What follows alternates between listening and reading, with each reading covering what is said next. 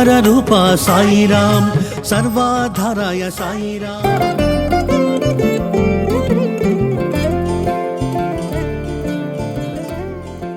కేసర్బాయి జేకర్.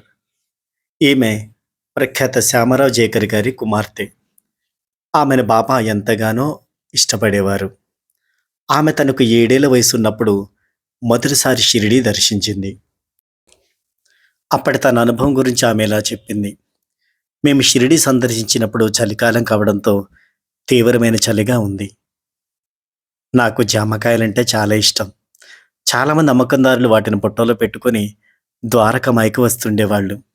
అయితే దురదృష్టవశాత్తు ఆ సమయంలో నాకు జలుబు దగ్గు పట్టుకున్నాయి.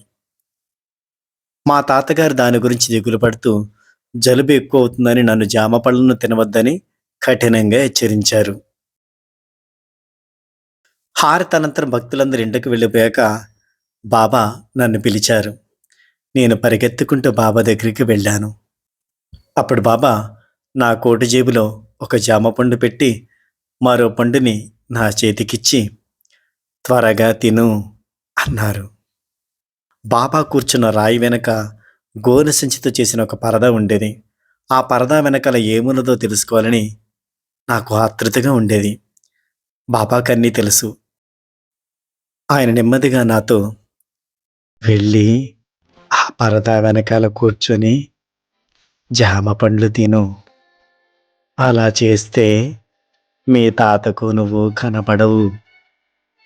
అతడు చూస్తే దగ్గు ఎక్కువ అవుతుందని నీ మీద కోప్పడతాడు అన్నారు.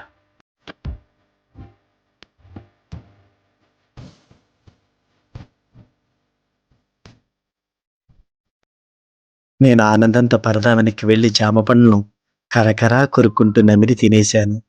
అయితే గదిలో మా తాత నాతో చెప్పింది బాబాకి ఎలా తెలిసింది అని నాకు చాలా ఆశ్చర్యం వేసింది. श्री सच्चिदानंद सद्गुरु साईनाथ महाराज की जय.